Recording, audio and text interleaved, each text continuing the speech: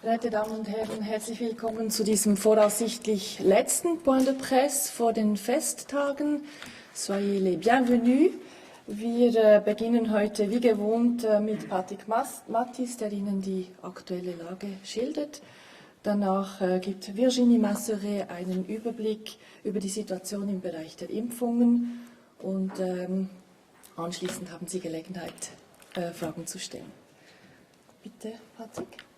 Ja, sehr geehrte Damen und Herren, was wir letzte Woche ja bereits stark vermutet haben, vor allem stark vermutet haben aufgrund der rückläufigen positiven Laborresultate und der rückläufigen Hospitalisationen, zeigt sich jetzt auch, und Sie haben diese Kurve projiziert, zeigt sich jetzt auch im Sentinella-System.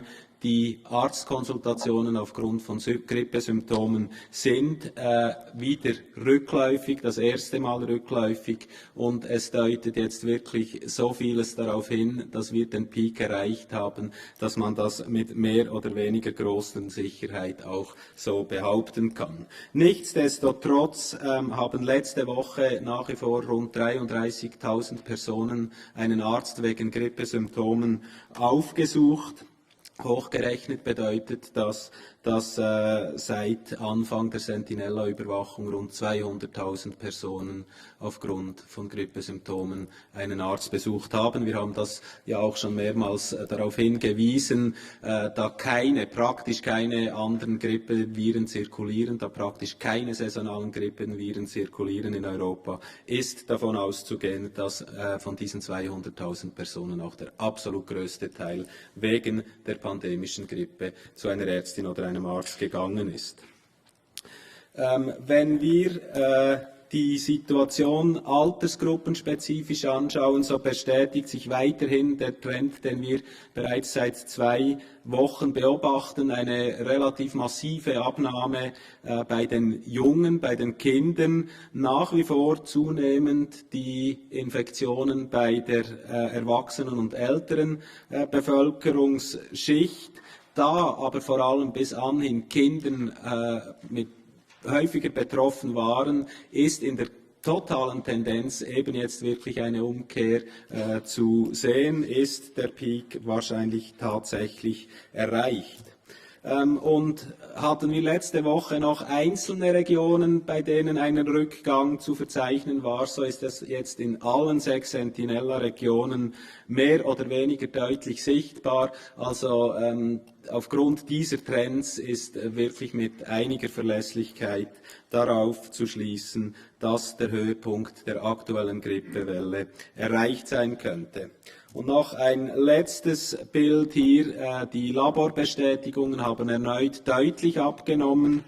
Wir hatten letzte Woche noch gut 900 positive Laborresultate. Und ich möchte an dieser Stelle darauf hinweisen, dass Sie, wenn Sie diese Grafik mit der Grafik der letzten und vorletzten Woche vergleichen, dass Sie sehen werden, dass wir in den vergangenen Wochen gewisse Korrekturen vornehmen mussten. Das hängt im Wesentlichen damit zusammen, dass wir Doppelmeldungen identifiziert haben, also Meldungen, die wir über 2 Meldeschienen erhalten haben, beispielsweise zweimal ein Fax oder ein Fax plus dann noch per Brief. Diese wurden jetzt endgültig herausgefiltert, bedeutet, dass die laborbestätigten Zahlen der vergangenen Wochen primär nach unten korrigiert werden mussten, aber nicht so, dass sich jetzt das Grundbild verzerren würde. Ich habe es gesagt, der Rücklauf der Laborbestätigungen bis Ende letzter Woche total 11.221 positive Laborresultate. 23 Personen mussten letzte Woche hospitalisiert werden.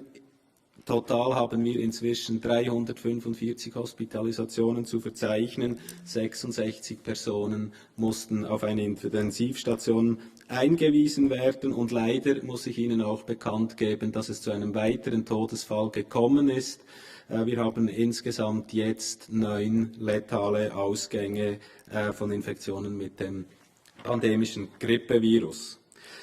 Die Lage weltweit oder vor allem in Europa, ein ganz ähnliches Bild in den meisten Ländern zu verzeichnen. Man sieht aber jetzt relativ deutlich ein West-Nord gegenüber Südost-Gefälle, also vor allem die Länder im Nordwesten Europas haben den Peak deutlich hinter sich gebracht.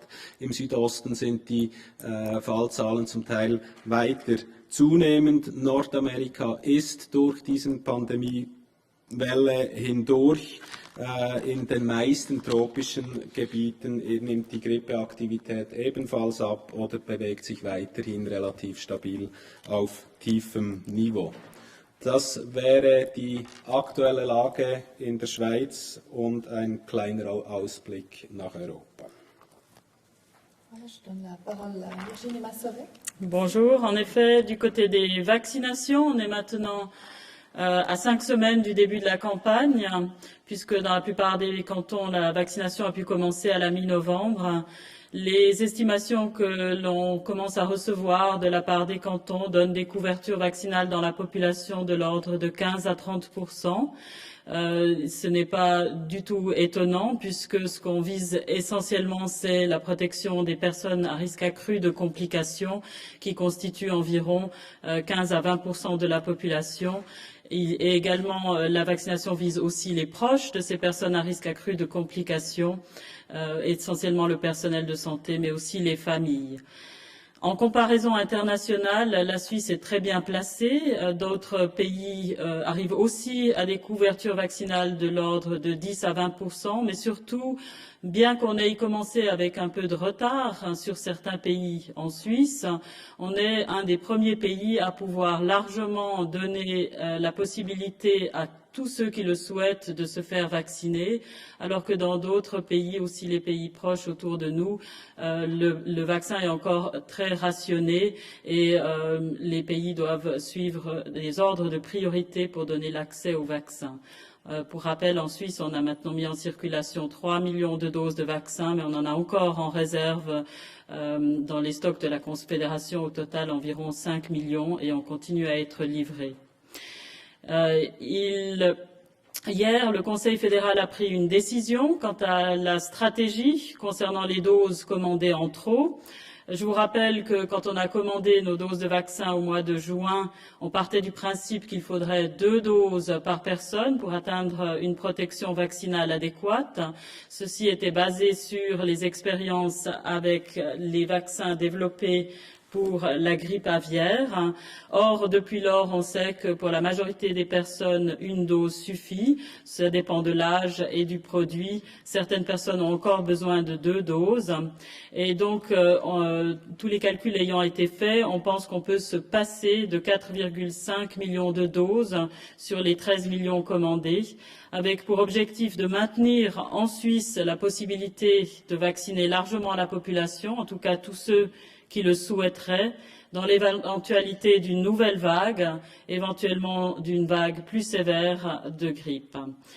Et deuxièmement, la stratégie implique de faire bénéficier ces 4,5 millions de doses dont on peut se passer, d'en faire bénéficier d'une part les pays défavorisés via l'OMS par un don, comme il avait été prévu dans le cadre de l'initiative Obama, et puis pour une autre partie de la vendre à des pays qui en ont les moyens mais n'ont pas pu en obtenir des firmes, et ces négociations sont maintenant en cours. Comme on l'a entendu, le pic de l'épidémie est dépassé, mais on n'est pas encore du tout à la fin de l'épidémie. Le virus circule encore en Suisse et donc la possibilité de vacciner est maintenue, surtout pour les personnes à risque accru de complications. Il est toujours recommandé de se faire vacciner, bien que dans la plupart des cantons, les centres de vaccination qui avaient été mis en place exprès pour à faciliter l'accès à tous ceux qui le souhaitaient, maintenant peuvent fermer dans la plupart des cantons. S'ils n'ont pas déjà fermé, ils ferment la semaine prochaine. Mais la possibilité de se vacciner est maintenue partout, dans les cabinets médicaux ou dans les hôpitaux ou des centres de vaccination dans les structures de santé. Donc la vaccination reste le moyen sûr et gratuit de se protéger soi-même, mais aussi les personnes vulnérables qui nous entourent hein, et dont on ne sait pas toujours s'il y a des personnes vulnérables dans notre entourage. En étant vaccinés, on les protège aussi et les mesures d'hygiène sont toujours aussi de mise. Merci de votre attention. Merci. Wir stehen Ihnen für Fragen zur Verfügung. Bitte. Est-ce qu'on peut avoir le profil de la 9e victime? Est-ce que c'était une personne qui appartenait à un groupe à risque et son âge? Oui, c'est une personne âgée qui appartenait à un groupe à risque, effectivement. Donc pour l'instant, parmi tous les cas hospitalisés, les cas aux soins intensifs et les cas décédés, il n'y a pas de surprise. Hein, ça correspond tout à fait au profil qui a été observé dans d'autres pays. Au niveau de l'âge et des facteurs de risque. Parmi les personnes hospitalisées, environ la moitié n'ont pas de facteurs de risque particuliers et l'âge moyen est autour de 30 ans. Pour les personnes aux soins intensifs, la proportion de personnes sans facteur de risque est plus faible, c'est de l'ordre de 25% qui n'ont pas de facteur de risque et l'âge moyen est un peu plus élevé. Et puis de l'ordre de 45 ans. Et pour les personnes qui décèdent, il n'y en a aucune qui est décédée sans facteur de risque. Et la moyenne d'âge est aussi un peu plus élevée. D'autres questions? Pas de questions. Merci beaucoup et bonne fête. Si on ne se revoit pas avant les fêtes. Merci beaucoup.